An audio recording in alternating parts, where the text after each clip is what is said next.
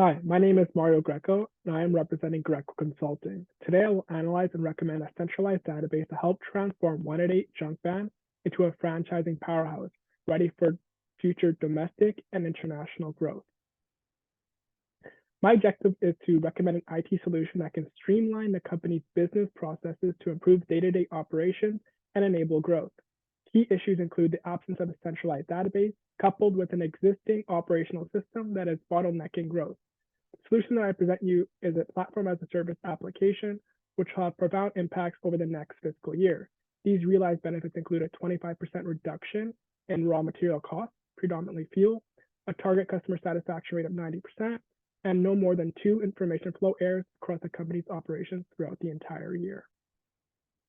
188 Junk Band is currently serving the Southern Ontario region with operations in 3 cities, London, Kitchener, and Hamilton. The company consists of 10 employees and 5 trucks who interact using email and utilize a custom-built Microsoft Works database for inputting data and managing information. Over the last year, the company has seen huge success with a 100% revenue growth rate from $300,000 in sales in 2008 to $600,000 in sales in 2009. As you can see, the company started operations in London and has recently expanded east to Kitchener in 2008 and Hamilton in 2009. What sets 188 Junk Band apart is its non-office-based business model and its breadth of service.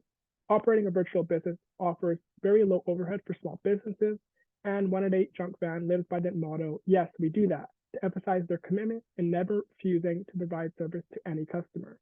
The company's first goal is to equip a system of information flow that improves the quality of day-to-day operations and allows you, Mr. Kingo, to manage the business by the numbers. The first goal will set the groundwork for the company's ability to further franchise across the nation to grow and capture more market share as part of its second goal. However, it is vital to note that the waste collection industry is considered a commodity service. There are low barriers to entry, difficulties in achieving scale economies for small businesses, and competition is based primarily on price. Here is an overview of the industry value chain, which starts with waste collection and ends with waste material monitoring.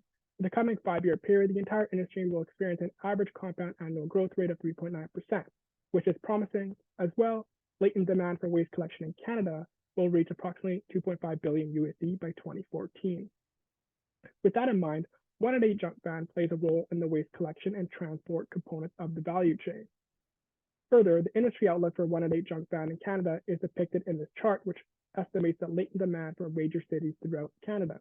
It is key to note here that the company is not currently serving the 5 biggest markets. However, Hamilton sits in the top 8 with a demand of around 60 million USD for 2009. This just means that the timing is now for 188 Junk Band to streamline its business operations to take advantage of bigger markets in the future. I analyzed the customers and employees through a stakeholder analysis. Customers of 188 Junk Band range from individual households to large public authorities. However, they have similar characteristics. They either cannot carry out the service on their own or prefer the convenience of 188 Junk Band services. Their needs and motivations include timing of service, disposal of all legal items, and competitive prices. As mentioned earlier, there are currently 10 employees at 188 Junk Band, 2 call center operators, 1 data clerk, and Mr. Kingo make up the virtual office. Mr. Kingo has emphasized his motivation and needs for the ability to manage his business by the numbers. He and his office staff need streamlined coordination between the office and field operations, efficient lead timing, and user-friendly system that will present opportunities for growth. The field team consists of 3 drivers and 3 helpers who desire more operational visibility, quicker and more reliable access to information, and a user-friendly system as well to conduct day-to-day operations out in the field. A key overarching problem that is currently plaguing the company is recycling inefficiency. Some cities offer different services and pay 188 Junk Band for providing large quantities of certain materials. As you can see here, a facility in Hamilton offers paper recycling incentives. One in Kitchener does the same but for e-waste, while a London facility provides incentives to recycle both paper and metal. Currently, drivers have been driving around these cities to take advantage of these incentives. However, this endeavor is not fruitful because more often than not, they do not meet the minimum quantity requirements set forth by the facility to get the incentive. They opt to use just dump and pay by weight. So fuel is wasted, hurting the company's bottom line. This key commodity input has unpredictable and fluctuating prices, so the inefficient operation of trucks is being undermined. This is one current operation at the company that can be re-engineered to reduce costs and increase revenue. Now let's dive in a bit more detail of how 188 Junk Band is further suffering from inefficient operations. The company has two operators, a morning operator and an evening operator. The morning operator receives phone calls from the customers and books jobs in the Microsoft Works database. She continuously updates the database and emails the final version at the end of her shift to the evening operator at 2 p.m. They carry out the same operations with customers until 8 p.m. At the end of the evening operator shift, she emails the final updated version to two other internal stakeholders, the data clerk and the drivers. I will analyze the flow of information to the three drivers at the company. They receive a work order spreadsheet for tomorrow's jobs a night before and inform their helpers by telephone. They carry out jobs outlined in their work order spreadsheet the next day by collecting waste, disposing waste, and obtaining a weight ticket. However, currently to obtain payment from customers, they have to contact the customer again via telephone and determine the method of payment. There are two options. They can return to the customer's location for payment by cash or check, manually prepare an invoice, and then deposit the funds in the company's bank account, or they determine credit card as the method of payment and scan the weight ticket with their device, email the invoice and the weight ticket to the customer, and an accounts receivable input is updated in the Microsoft Works database. As you can see, the current system is inefficient and not sustainable for future franchising. The first issue lies with the time-consuming nature and consumption of resources for simple administrative tasks like returning to the customer location to manually process payments. This increases raw material costs, aka fuel, and presents an opportunity for price-sensitive customers to haggle with drivers, wasting time. Not to mention, helpers having no access to operational information must rely on their driver to inform them about job details. The issues do not stop there. At the end of the workday, the drivers and the evening operators both send documents by email to the data clerk. The evening operator sends the updated version of the database, as mentioned earlier, and the drivers send details of all their jobs that they completed throughout the workday. The data clerk receives the updated database and has to integrate all the new information and manually process the credit card payments in the Microsoft Works database. Once done, they forward the updated database to the morning operator, and this entire cycle continues every workday. Second issue is clearly evident. Data silos and manual data entry result in pervasive errors. Drivers' data consolidation, as well as operators having to forward the updated database to data clerk, who then has to consult the driver's data, and it is time consuming. Most importantly, there are more windows of opportunity for the data clerk to make mistakes when manually entering data, which can result in missed jobs, frustrated customers, and an outdated database. And when there is an error-ridden database, the company literally comes to a stop. The fact that there is only one live copy of the Microsoft Works database means that when the data clerk makes an error, it halts business operations. Mr. Kingo and the data clerk must clean up and fix the database before any new jobs can be reserved for customers. Finally, the work hours of all employees are emailed to the data clerk at the end of each workday. The data clerk then must consolidate information, forward payroll information to Mr. Kingo via email, who then writes and issues weekly paychecks to all staff. He then sends the invoice and expense receipt via email to the company's bookkeeping firm. Unautomated processes and tedious emails to internal stakeholders can result in crucial information being missed or forgotten. Also, payroll duties are mundane and not the best use of Mr. Kingo's time as a sole proprietor of the business. It is clear that Mr. Kingo needs help with coordinating day-to-day operations. A centralized database is needed now more than ever, but how? Well, to determine which IT solution would be the best centralized database for a 1-in-8 junk ban, decision criteria must be identified and weighted accordingly to the specific needs of the company. Remote accessibility, implementation complexity, and ease of use have the strongest weight of 3 and should be prioritized. An automatic communication system, system flexibility, and vendor support were all also outlined as vital needs by Mr. Kingo and therefore have a weight of 2. I have analyzed and scored the 5 potential solutions from a scale of 1 to 3. 1 red dot means 1 point, and 3 green dots means 3 points.